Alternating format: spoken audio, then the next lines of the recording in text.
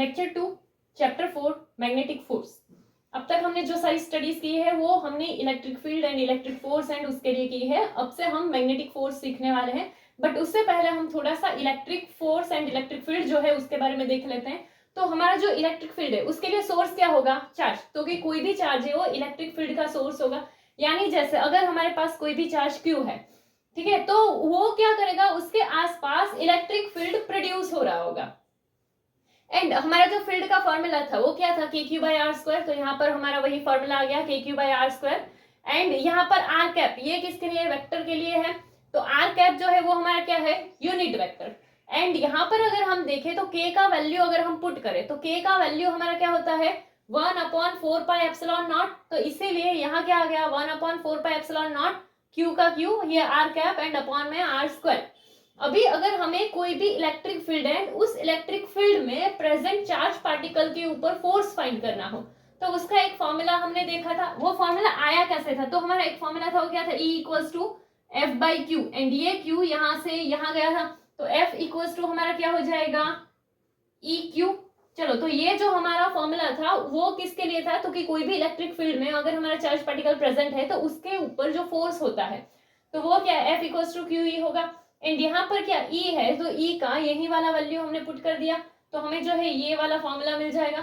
And यहाँ पर K है, तो K का वैल्यू अगर हम पुट करेंगे तो क्या? 1/4πε0। एंड बाकी की जो सारी चीजें हैं वो वैसी की वैसी ही आ जाएगी। अगर हम देखें कि अगर हमें कोई पर्टिकुलर पॉइंट पे फील्ड फाइंड करना है तो ये फील्ड जो होगा वो एक या बहुत सारे चार्जेस की वजह से भी हो सकता है। तो ये फील्ड फाइंड करने के लिए क्या होता था कि जितने भी चार्जेस प्रेजेंट है उन सबका जो फील्ड है उसका सम करते थे।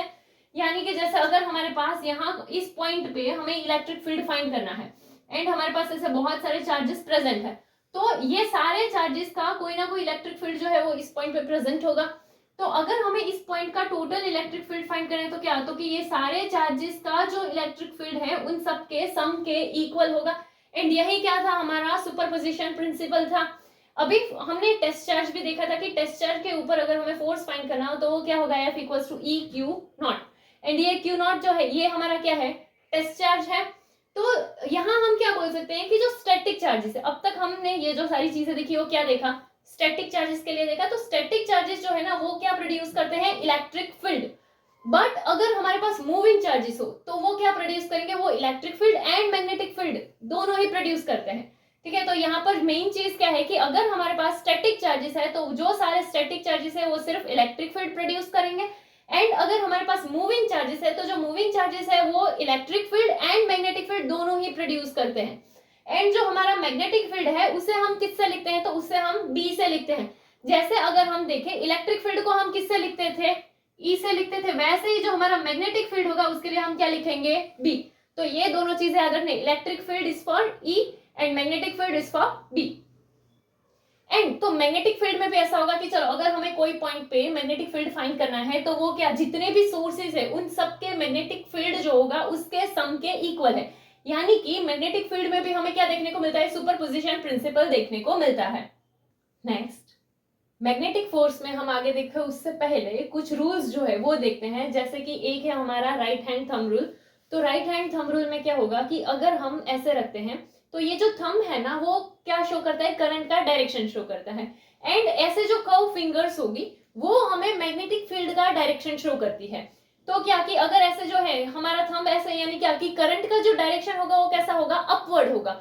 एंड ये जो कर्व फिंगर्स है वो क्या? मैग्नेटिक फील्ड दिखा रही है। अगर हम ऐसे कर दे तो क्या कि ये जो है थंब वो क्या शो कर रहा है? करंट का डायरेक्शन शो कर रहा है। यानी करंट जो है वो हमारा क्या होगा? इस डायरेक्शन में। एंड हमारी जो कर्व फिंगर्स यहाँ पर आएगी तो जो हमारा ऐसा होगा कि जो मैग्नेटिक फील्ड का डायरेक्शन है वो ऐसा होगा। एंड यही चीज अगर हम दूसरा जो है वो देखते हैं सपोज स्क्रू रूल के लिए, तो स्क्रू रूल में क्या होगा कि अगर हमारे पास सपोज कोई भी स्क्रू है एंड उस स्क्रू को हम ऐसे रोटेट करते हैं ऐसे क्लॉकवाइज, तो वो क्या होता है? अंदर की साइड मूव करते हैं ऐसे। ठीक है, यानी कि जो है करंट जो होगा ना वो कैसा होगा? इनसाइड होगा। एंड मैग्नेटिक फील्ड का जो डायरेक्शन होगा वो ऐसे कैसे? क्लॉकवाइज होगा। तो यही चीज हम थंब रूल के हिसाब से भी देख सकते हैं कि चलो अगर है हमारा ऐसा तो यहाँ पर ये थंब करंट का डायरेक्शन शो करेगा, यानी कि करंट ऐसे इनसाइड है। एंड ये जो कर्व फिंगर है वो क्या शो कर रही है? मैग्नेटिक फील्ड का डायरेक्शन शो कर रही है। तो वही सेम चीज इसमें हुआ कि चलो अगर हम ऐसे ये क्लॉकवाइज मूव कर रहे हैं यानी ये मैग्नेटिक फील्ड का डायरेक्शन है। एंड स्क्रू हमारा इनसाइड जा रहा है, तो जो क्या होगा, करंट का डायरेक्शन है वो इनसाइड होगा। यही सेम चीज अगर कि स्क्रू को अगर हम एंटी क्लॉकवाइज करते हैं, जैसे ये हाँ, अगर हम ऐसे करेंगे तो स्क्रू जो है वो क्या आउटवर्ड डायरेक्शन में आता है, तो करंट का डायरेक्शन क्या होगा, आउटसाइड, एंड मैग्नेटिक फील्ड का डायरेक्शन क्या होगा, एंटी क्लॉकवाइज। तो ऐसा चीज, सेम चीज हम थंब रूल के लिए भी देख सकते हैं कि चलो अगर ऐसा है तो ये हमें क्या शो करेगा, करंट का डायरेक्शन शो करेगा, एंड ये कर्व फिंगर्स जो है वो क्या शो कर रही है, मैग्नेटिक फील्ड शो कर रही है। तो देखो ये एंटी क्लॉकवाइज एंड ये ऐसे आउटवर्ड डायरेक्शन में। तो screw rule and right hand thumb rule जो है वो हमने देखा, थंब रूल में क्या था, थंब जो है वो करंट का डायरेक्शन शो करता है एंड कर्व फिंगर जो है वो मैग्नेटिक फील्ड शो करती है। सेम चीज यहाँ पर अगर हम देखें तो स्क्रू रूल में कि अगर क्लॉकवाइज जो है हम रोटेट करते हैं, यानी कि अगर मैग्नेटिक फील्ड क्लॉकवाइज है तो जो करंट होगा वो उसका डायरेक्शन क्या होगा, इनसाइड, एंड अगर हम ऐसा एंटी क्लॉकवाइज करेंगे तो करंट जो होगा उसका डायरेक्शन क्या होगा, आउटसाइड। अभी इसके अलावा एक हम देखते हैं राइट हैंड रूल। तो इसके अलावा एक हम देखते हैं राइट हैंड रूल। तो राइट हैंड रूल में क्या होता है वो अगर हम देखें तो ऐसे, अभी से यहाँ पे जो है वो क्या कि जो हमारा मैग्नेटिक फोर्स होता है वो magnetic force current and magnetic field दोनों के ही परपेंडिकुलर होता है। यानी कि जैसे अगर हम देखें ये हमारा थंब है, ठीक है, तो उससे ये ऐसे 90 डिग्री हो रहा होगा, ठीक है, एंड अगर हम ऐसे ये फिंगर ले तो ये थंब है उससे ऐसे ऐसे ये भी 90 डिग्री होगा। तो इसीलिए क्या कि ये जो अगर हम रूल लेते हैं तो इसमें तीन चीजें होगी। वो तीन चीजें क्या होगी, एक तो होगा हमारा मैग्नेटिक फोर्स, एक होगा मैग्नेटिक फील्ड एंड एक होगा करंट। तो यहाँ पर ऐसे, तो ये जो है वो क्या शो करेगा हमें, मैग्नेटिक फोर्स, ये जो है वो क्या शो कर रहा है, मैग्नेटिक फील्ड, एंड ये जो है वो क्या शो कर रहा है, करंट। ठीक है, तो ये जो है हमारा ये क्या है, राइट हैंड रूल। एंड में मेनली जो चीज याद रखनी है वो क्या है कि मैग्नेटिक फोर्स का जो डायरेक्शन होगा वो करंट एंड मैग्नेटिक फील्ड के डायरेक्शन के परपेंडिकुलर होता है। चलो, तो अभी अगर हम मैग्नेटिक फोर्स में देखें तो कि हमारे पास कोई भी एक मैग्नेटिक फील्ड प्रेजेंट है एंड उस मैग्नेटिक फील्ड में हमारा कोई भी इलेक्ट्रिक चार्ज क्यू है जो v वेलोसिटी से मूव कर रहा है। तो इसके लिए अगर हमें मैग्नेटिक फोर्स फाइंड करना, इससे पहले हमने देखा था वो क्या था, इलेक्ट्रिक फोर्स था। अभी हम मैग्नेट वाले में मैग्नेटिक फील्ड के लिए फाइंड करें तो कौन सा होगा, मैग्नेटिक फोर्स होगा। तो यहाँ पे मैग्नेटिक फोर्स जो है, यहाँ पर तीन चीजें थी हमारा क्या, तो कि एक मैग्नेटिक फील्ड प्रेजेंट था एंड उस फील्ड में इलेक्ट्रिक चार्ज क्यू जो है वो क्या वेलोसिटी v से मूव कर रहा है। तो इसीलिए जो हमारा मैग्नेटिक फोर्स आएगा वो क्या होगा, Q V cross B. v cross b है तो क्या आएगा, साइन थीटा। तो इसीलिए क्या magnetic force Fm equals to क्या लिख सकते हैं, Q V B sine theta. Theta जो है यहाँ पे वो क्या है, तो कि ये जो है हमारा v एंड b के बीच का एंगल है। ठीक है, अभी अगर हम देखें कि ये मैग्नेटिक फोर्स किस पर डिपेंड करता है, तो ये जो है तो कि हमारा जो चार्ज पार्टिकल है, वेलोसिटी है एंड मैग्नेटिक फील्ड पे डिपेंड करता है। ठीक है, एंड अगर हम पॉजिटिव चार्ज का देखें तो उसका जो डायरेक्शन होगा ना, उसका अपोजिट डायरेक्शन नेगेटिव चार्ज के लिए फोर्स का होगा। इसके अलावा अगर हम देखें तो देखो यहाँ पर हमारा मैग्नेटिक फोर्स का जो फॉर्मूला है वो क्या था, Q V B sine theta, and उसको हम ऐसे भी लिख सकते हैं कि क्यू वी क्रॉस बी। तो यहाँ पर ये साइन थीटा है तो एंगल हमारा डिफरेंट भी हो सकता है। तो सपोज कि हमारा जो एंगल थीटा है वो 0 हो एंड 180, ये दो केस के लिए अगर हम देखते हैं तो पहले थीटा 0 हो उसके लिए देखें तो क्या हो जाएगा कि फॉर्मूला क्या था, Q V B sine theta. तो थीटा की जगह क्या आ जाएगा, 0, तो इसीलिए क्या हो जाएगा, Q V B sine 0। Sine 0 का वैल्यू क्या होता है, 0, एंड 0 के साथ मल्टीप्लीकेशन भी 0, तो इसीलिए जो मैग्नेटिक फोर्स आएगा वो क्या होगा, 0 होगा। इसके अलावा अगर हम देखें तो क्या कि अगर हमारा थीटा जो है वो कितना हो, 180 हो, तो उस टाइम पर क्या होगा कि यहाँ Q V B sine theta है उसकी जगह क्या हो जाएगा, साइन 180, एंड साइन 180 का वैल्यू भी क्या होता है, 0, 0 के साथ मल्टीप्लीकेशन क्या आएगा, 0। तो इसीलिए ये दोनों ही केस में हमें कैसा मिलेगा, 0 मिलेगा। यानी कि अगर वेलोसिटी एंड मैग्नेटिक फील्ड दोनों ही पैरेलल या एंटी पैरेलल हुआ तो उस टाइम पे जो मैग्नेटिक फोर्स मिलेगा हमें वो कैसा होगा, 0 होता है। तो ये चीज अभी हम रूल सीख रहे थे उसमें भी हमने देखा कि जो मैग्नेटिक फील्ड है एंड जो हमारा मैग्नेटिक फोर्स है एंड जो वेलोसिटी है, वेलोसिटी यानी मूवमेंट ऑफ चार्ज देख सकते हैं, तो उसका डायरेक्शन तो वो एक दूसरे से क्या होना चाहिए, परपेंडिकुलर होना चाहिए ऑब्वियसली, तो ही हमें जो है वैल्यू मिलेगा। तो यहाँ पे ये जो है किसमें था, ये पैरेलल और एंटी पैरेलल, तो उस टाइम पे जो मैग्नेटिक फोर्स मिलेगा वो क्या हो जाएगा, 0। तो क्या कि जो फोर्स है हमें अगर वो देखना है तो फोर्स का जो डायरेक्शन होगा वो ऑलवेज कैसा होता है, तो कि वेलोसिटी एंड जो हमारा मैग्नेटिक फील्ड है उन दोनों के परपेंडिकुलर होता है। चलो, इसके अलावा अगर हम देखें तो कि ये अगर हमें डायरेक्शन देखना हो मैग्नेटिक फील्ड का या मैग्नेटिक फोर्स का तो वो हम किससे देख सकते हैं, तो वो जो है हम स्क्रू रूल से देख सकते हैं या राइट हैंड रूल से देख सकते हैं। जैसे देखो यहाँ पे है, ये हमें क्या दिखा रहा है, फोर्स का डायरेक्शन, ये मैग्नेटिक फील्ड है एंड ये वेलोसिटी है। तो ये हमने किसके लिए देखा है, पॉजिटिव चार्ज के लिए देखा है। तो यहाँ पे ये जो थीटा है वो क्या, तो कि V एंड B के बीच का एंगल है। यही सेम चीज अगर हम इधर पे देखते हैं तो यहाँ पे क्या है, ये नेगेटिव चार्ज के लिए एंड ये क्या है, पॉजिटिव चार्ज के लिए। तो देखो पॉजिटिव चार्ज के लिए जो डायरेक्शन इसका मिला है, नेगेटिव चार्ज के लिए उसका डायरेक्शन क्या उतना ही अपोजिट मिला है फोर्स के लिए। एंड अगर हम देखें तो कि जब हमारा वेलोसिटी जो है ना वो जीरो हो जाए, ठीक है, तो वेलोसिटी जब जीरो होगा उस टाइम पे जो हमारा मैग्नेटिक फोर्स होता है उसका वैल्यू जीरो होता है। अभी हमने इसके पहले ही पढ़ा था, क्या पढ़ा था कि अगर हमारे पास कोई भी स्टैटिक चार्ज है तो वो मैग्नेटिक फील्ड जो है वो प्रोड्यूस नहीं करते हैं, सिर्फ मूविंग चार्जेस ही मैग्नेटिक फील्ड प्रोड्यूस करते हैं। तो इसीलिए जब हमारा स्टैटिक चार्ज हुआ, यानी कि जब क्या वेलोसिटी जीरो हुआ चार्ज का, तो उस टाइम पे क्या होगा, हमारा मैग्नेटिक फोर्स जो होगा उसका वैल्यू क्या हो जाएगा, जीरो हो जाता है। ठीक है, तो जब भी हमारा क्या कि अगर चार्ज जो है वो स्टैटिक है यानी वो मूव नहीं कर रहा है तो उसका वेलोसिटी क्या होगा, जीरो होगा। तो उस टाइम पे जो मैग्नेटिक फोर्स मिलेगा वो क्या हो जाएगा, जीरो हो जाएगा। एंड यहाँ पे भी देखोगे तो ये जीरो आ जाएगा, तो मल्टीप्लीकेशन जीरो, तो फाइनल आंसर जीरो हो जाएगा। मेन चीज जो देखना है वो क्या है कि अगर हम कहीं पर भी मैग्नेटिक फोर्स देखते हैं तो उसके लिए मूविंग चार्जेस होना जरूरी है, क्योंकि मूविंग चार्जेस ही मैग्नेटिक फील्ड प्रोड्यूस करते हैं, static charges magnetic field produce नहीं करते हैं।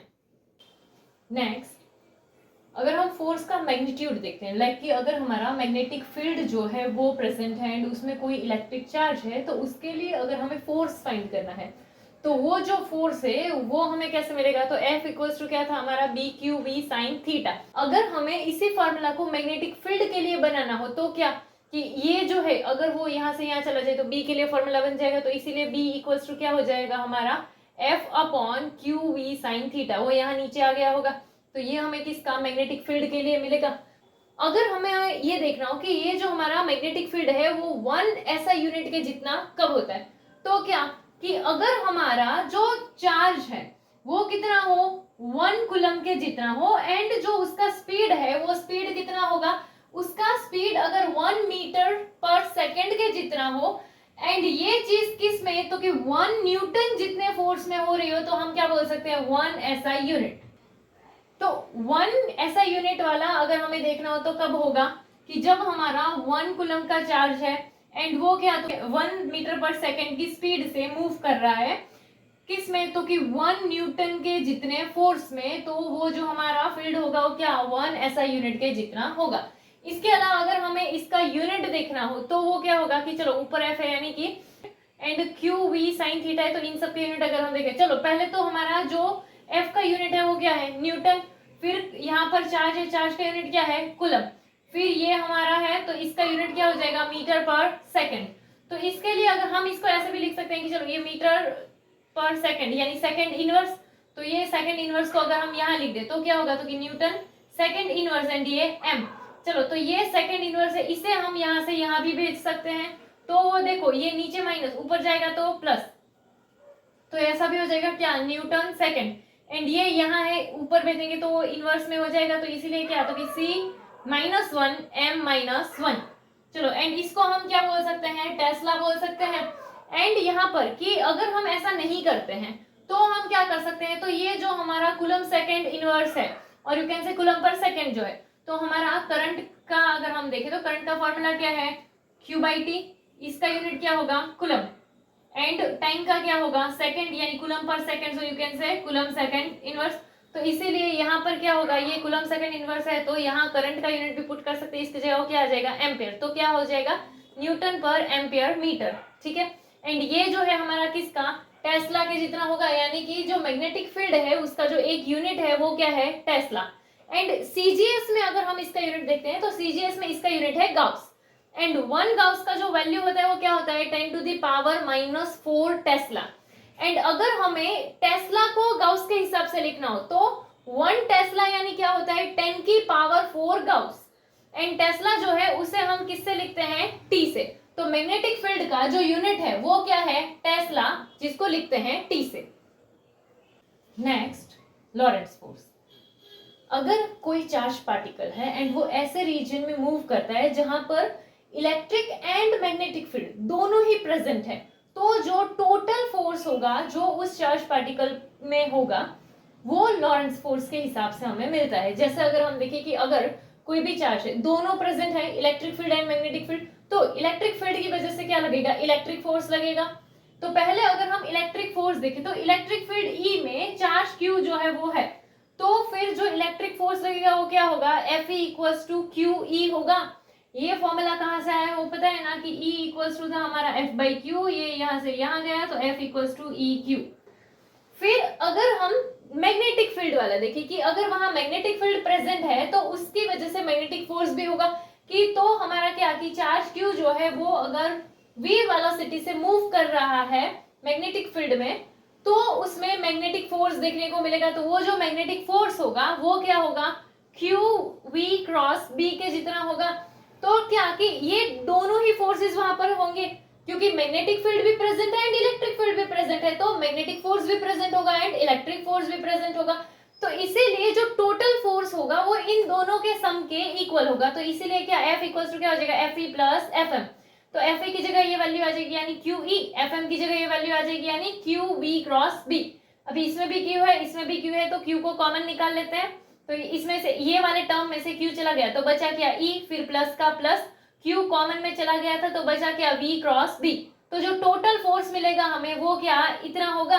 एंड ये जो फोर्स है उसे हम क्या बोलते हैं, लॉरेंस फोर्स। तो लॉरेंस फोर्स के लिए हम नॉर्मली क्या बोल सकते हैं कि sum of electric force and magnetic force, की कोई ऐसा रीजन कि जहां पर magnetic field and electric field दोनों प्रेजेंट है एंड इसकी वजह से जो टोटल फोर्स हमें चार्ज पार्टिकल पर देखने को मिलता है वो total force electric force and magnetic force के सम के इक्वल होता है, यानी कि वो जो टोटल फोर्स है वो क्या होगा, Lawrence force. Next, magnetic force on a current carrying conductor in a magnetic field. भी एक मैग्नेटिक फील्ड में हमारा कोई करंट कैरिंग कंडक्टर है एंड उसके लिए अगर हमें मैग्नेटिक फोर्स फाइंड करना है तो क्या कि जैसे देखो यहाँ पे हमारा एक कंडक्टर है PQ जिसका की लेंथ है L एंड यहाँ पर इसका जो क्रॉस सेक्शन एरिया है वो सपोज क्या हो, A हो, एंड इसमें से जो करंट पास हो रहा है वो क्या है, I। एंड ये जो करंट है वो कहाँ, तो कि पॉजिटिव Y डायरेक्शन में है। एंड यहाँ पर जो फील्ड है वो फील्ड क्या, पॉजिटिव Z। यहाँ पर ये पॉजिटिव Z वाली डायरेक्शन में जो है वो हमारा क्या है, मैग्नेटिक फील्ड है। इसके अलावा इसमें जो चार्ज कैरियर्स होंगे वो उसका जो ड्रिफ्ट वेलोसिटी है वो vd हो। एंड हर एक चार्ज कैरियर जो है उसमें हमें क्या की फोर्स देखने को मिलेगा, क्योंकि वो मैग्नेटिक फील्ड में अगर मूव कर रहे हैं तो हमें उसमें फोर्स देखने को मिलेगा। एंड ये फोर्स जो होगा वो क्या पॉजिटिव एक्सिस के डायरेक्शन में होगा। तो यहाँ पर अगर हमें मैग्नेटिक फील्ड प्रेजेंट है तो अगर हमें मैग्नेटिक फोर्स फाइंड करना है तो जो फोर्स का फॉर्मूला होगा वो क्या होगा, F equals to Q VD cross B। यहाँ पर VD क्यों, क्योंकि हमने क्या लिया है, ड्रिफ्ट वेलोसिटी। हमने जो नॉर्मल फॉर्मूला देखा था वो क्या था, F equals to Q V cross B। तो ये वहीं से आया है कि Q VD क्रॉस B। अभी अगर पर यूनिट वॉल्यूम के हिसाब से n नंबर हो चार्ज कैरियर्स के तो हम क्या बोलते हैं, लाइक नंबर डेंसिटी हमने देखा था। वो नंबर डेंसिटी क्या था, तो कि n equals to n by v, यानी कि हमारे पास यूनिट वॉल्यूम के हिसाब से जो टोटल नंबर है चार्ज करके वो क्या होता है, नंबर डेंसिटी। तो अगर हमें टोटल नंबर फाइंड करना हो तो ये v यहाँ से यहाँ चले जाएगा, तो इसीलिए total number n equals to क्या हो जाएगा, nv। ठीक है, तो यहाँ पे अगर हम ये देखें तो क्या n equals to n into volume. अभी इसका वॉल्यूम देखें तो वॉल्यूम के लिए क्या, इतना जो है ये हमारा यहाँ ये क्रॉस सेक्शन एरिया कितना था A, एंड इसका ये लेंथ लेंगे तो L, यानी कि ये वॉल्यूम आ जाएगा कि यहाँ से ये एरिया एंड ये लेंथ, यानी कि ये वॉल्यूम हो जाएगा। इसीलिए यहाँ क्या हो गया, AL। तो जो हमें नंबर मिले वो क्या है, NaL। तो अगर हम इसके लिए टोटल फोर्स फाइंड करते हैं तो वो total force F equals to क्या हो जाएगा, NF। तो यहाँ पे ये N जो है वो उसका वैल्यू क्या ये है, तो यहाँ क्या आ जाएगा NaL। एंड यहाँ पर F है, अभी F तो हमने फाइंड किया था वो क्या था, QVD क्रॉस B। तो यहाँ पे अगर हम देखें इसको, ये NQ एंड VD ये हमने लिख दिया NQVD, एंड यहाँ पर ये क्या बचा था AL and then cross B। तो देखो ये NQVD ये हमने थर्ड चैप्टर में देखा था, हमारा J का फॉर्मूला था। ठीक है, वो क्या था NQVD, ऐसा हमने थर्ड चैप्टर में देखा था। तो यहाँ पर NQVD की जगह हम क्या डाल सकते हैं, J, एंड यहाँ ये क्या आ गया AL एंड ये क्रॉस B। तो यहाँ पे देखो JA ये क्या होगा हमारा, तो ये भी हमने थर्ड चैप्टर में देखा था। वो थर्ड चैप्टर के अकॉर्डिंग क्या था, करंट डेंसिटी जो था J वो क्या था I बाई A। तो ये ए अगर यहाँ से यहाँ जाएगा तो आई इक्वल्स टू क्या हो जाएगा, जे ए, तो इसीलिए ये जे वहां हम क्या पुट कर सकते हैं, आई, एंड ये एल, एंड यहाँ पर क्या आ गया, क्रॉस बी, तो आई एल क्रॉस बी हमारा हो सकता है। अभी इसको अगर हमें लिखना है तो हम ऐसा भी लिख सकते हैं कि क्या, I L B sine theta. तो ये जो इक्वेशन है ना, वो कोई भी हमारा स्ट्रेट रॉड या है तो उसके लिए हम ये इक्वेशन कंसिडर कर सकते हैं। अगर हमारे पास कोई भी जो करंट कैरिंग वायर है या कोई भी कंडक्टर है, एंड अगर वो आर्बिट्ररी शेप का है, तो उसके लिए लॉरेंट्ज फोर्स कैलकुलेट करने के लिए हम उसको जो है लीनियर स्ट्रिप्स डीएल के हिसाब से कंसिडर कर सकते हैं, एंड वो जो जितने भी स्ट्रिप्स हैं उन सबका लास्ट में क्या हो जाएगा, सम। तो इसीलिए यहाँ पर हम फोर्स जो है वो ऐसे भी फाइंड कर सकते हैं कि आई एंड एल है, तो बहुत सारी स्ट्रिप्स है हमारे पास, सपोज की डीएल के हिसाब से हमने स्ट्रिप्स कंसिडर की है, तो डीएल एंड यहाँ आई नंबर्स के हिसाब से, एंड ये क्रॉस बी, तो आई जो है वो क्या 1 to n तक हमारा हो सकता है कि आई जो है वो ऐसे कोई भी 1 to n तक होगा, एंड सबका क्या किया है, प्लस किया है। तो इस तरह से भी हम आर्बिट्ररी शेप के लिए लॉरेंट्ज फोर्स जो है वो फाइंड कर सकते हैं। इसके अलावा अगर हम देखें, ये जो हमारा फॉर्मूला है एफ इक्वल्स टू क्या है, I L B sine theta, इसके लिए अगर हम स्पेशल केस देखें, जैसे कि सपोज थीटा है, तो थीटा जो है वो अगर हम 0 लेते हैं, या तो हम थीटा कितना लेते हैं 180, तो थीटा 0 के टाइम पर क्या होगा, आई एल बी साइन 0 आ जाएगा। तो साइन 0 का वैल्यू क्या होता है, 0, तो हमें कोई भी फोर्स देखने को नहीं मिलेगा। यानी हम क्या बोलेंगे कि अगर हमारा करंट कैरिंग कंडक्टर जो है वो मैग्नेटिक फील्ड के पैरेलल है, तो जो फोर्स होगा उसके ऊपर वो हमें क्या देखने को मिलेगा, 0 देखने को मिलेगा। एंड अगर 180 हुआ तो भी साइन 180 का वैल्यू क्या हो जाएगा, 0 ही होगा, तो भी जो टोटल फोर्स होगा वो 0। यानी कि जो करंट कैरिंग कंडक्टर है वो अगर मैग्नेटिक फील्ड के पैरेलल या एंटी पैरेलल हुआ तो ऐसे टाइम पर हमें मैग्नेटिक फोर्स देखने को नहीं मिलेगा। सेकेंड केस अगर हम देखें कि सपोज हमारा जो थीटा है वो क्या हो जाए, 90 हो जाए, और यू कैन से π/2 हो जाए, तो उस टाइम पे क्या होगा, आई एल बी साइन 90 हो जाएगा, एंड साइन 90 का वैल्यू क्या होता है 1। तो इसीलिए क्या एफ इक्वल्स टू क्या मिल जाएगा हमें, आई एल बी। तो हम क्या बोल सकते हैं कि अगर हमारा करंट कैरिंग कंडक्टर जो है वो मैग्नेटिक फील्ड के परपेंडिकुलर हुआ तो उस टाइम पे हमें फोर्स मिलेगा, एंड वो फोर्स कैसा होगा, वो फोर्स मैक्सिमम होगा। यानी कि इस टाइम पर हमें जो फोर्स मिलेगा ना वो क्या होगा, मैक्सिमम होगा, एंड वो क्या है तो कि आई एल बी के हिसाब से होगा। एंड यहाँ पर 0 एंड 180 के एंगल पे हमें जो फोर्स मिलेगा वो फोर्स हमारा कितना होगा, 0 होगा। ठीक है, सो पैरेलल और एंटी पैरेलल अगर हमारा करंट कैरिंग कंडक्टर हुआ मैग्नेटिक फील्ड से, तो जो फोर्स होगा वो क्या होगा, 0 होगा। एंड अगर वो परपेंडिकुलर हुआ, यानी current carrying conductor magnetic field से परपेंडिकुलर हुआ, तो जो हमें फोर्स मिलेगा वो क्या होगा, आई एल बी के हिसाब से होगा, एंड वो मैक्सिमम होगा।